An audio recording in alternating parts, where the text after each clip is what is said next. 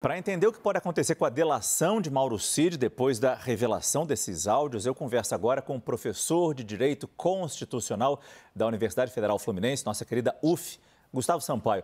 Professor, boa noite. Muito obrigado pela sua presença no nosso CNN Prime Time. Primeiro, os motivos dessa prisão. O Supremo fala em descumprimento de medidas cautelares e obstrução de justiça. Ter falado sobre o caso, como o Cid claramente fez nas gravações, é descumprir benefícios da delação? O que a gente já consegue apreender desse caso, professor? Boa noite, Márcio. Boa noite a todas e a todos que nos acompanham aqui na CNN Brasil. É preciso ter temperança nessa hora, Márcio, porque, de fato, o acordo de colaboração premiado, conforme a Lei 12.850, Lei das Organizações Criminosas, que é a base normativa para esses acordos, e a legislação que lhe sucedeu, exige uma série de promessas que o colaborador deve cumprir e ele deve atender a medidas cautelares determinadas pelo órgão judicial, tais como silenciar para fora das conversas com a Polícia Federal e com os demais investigadores, com o Ministério Público, e não deve levar adiante dados, informações importantes sobre aquela matéria objeto da investigação.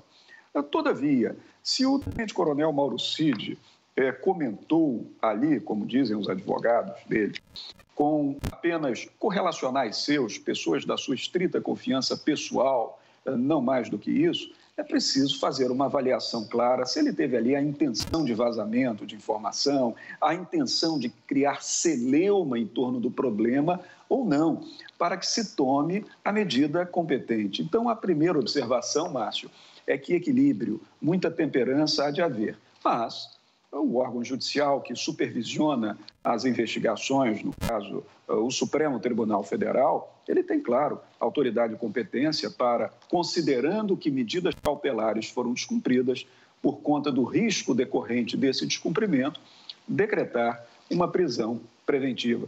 Prisão essa que deve ser evitada sempre, porque as prisões cautelares, Márcio, como a prisão preventiva, a prisão temporária, a prisão em flagrante delito, não são prisões que decorram de trânsito em julgado de sentença penal condenatória. Devem ser sempre as últimas medidas cautelares a serem tomadas. Eu entendo quando o senhor fala da temperança, mas eu imagino um policial federal que tomou aquele depoimento, que ouviu aquela delação, depois ouvir num áudio gravado, sabe-se lá para quem, dizendo que ele foi pressionado, em que o policial federal fazia meio que ouvido de mercador, ouvia o que interessava e não registrava o que não interessava. Mas eu pergunto para o senhor se entre as punições que Mauro Cid pode receber, além da prisão, seria, por exemplo, a anulação da delação premiada. Isso pode acontecer? Bom, isso pode acontecer, mas há duas hipóteses aqui, Márcio, que talvez sejam importantes de diferenciar. Anulação de um acordo de colaboração premiada e rescisão desse acordo.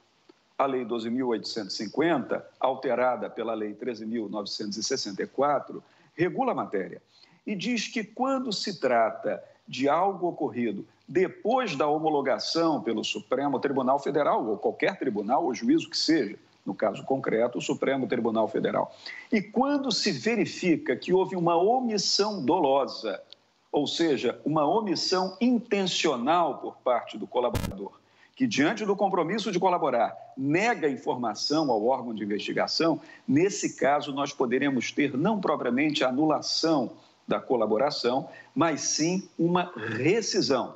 Qual é a diferença jurídica que importa para a nossa conversa aqui, Márcio?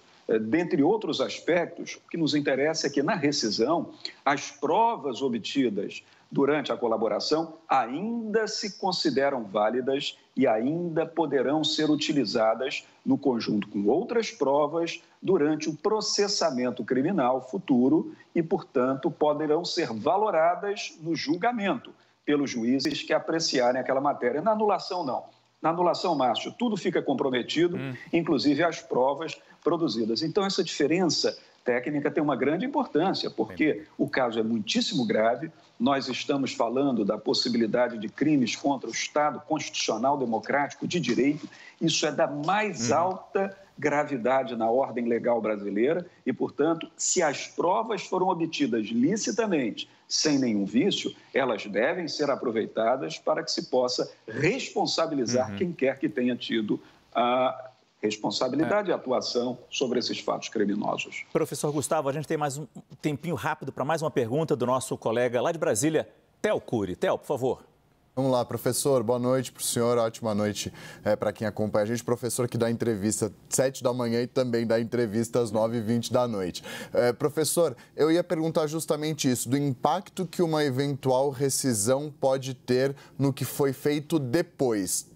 Porque o senhor falou da anulação que anularia tudo, mas no caso da rescisão, decisões subsequentes, como, por exemplo, busca e apreensão, oitiva das pessoas que estão envolvidas nesse caso, o que aconteceria? Qual o desdobramento prático disso caso haja uma rescisão, já que as provas seriam mantidas e seriam válidas ainda? Boa noite para você também, Theo. Repercussões possivelmente bilaterais, porque da parte do Estado, essas medidas poderão ser aproveitadas desde que elas não estejam viciadas. E me parece que o trabalho da Polícia Federal tem sido um trabalho primoroso, exímio, um cuidado extremo que investigadores e delegados, sob a supervisão do Supremo Tribunal Federal, têm tomado para que nenhuma nulidade se verifique. Então, não havendo nulidade, todas essas medidas se preservam. Falei bilateralmente, por quê? Porque quanto a Mauro Cid, os benefícios na rescisão poderão ser ou integralmente desconstituídos ou desconstituídos, Theo, parcialmente. Isso ainda vai ser decidido e nós não temos condições de dizer agora. Tudo dependerá, portanto, das circunstâncias, conforme a avaliação do órgão judicial. Nós conversamos com Gustavo Sampaio, professor de Direito Constitucional da Universidade Federal Fluminense. Muito obrigado, professor, e boa noite. Boa noite, Márcio. Boa noite, Theo, e a todos. Obrigado também, Theo.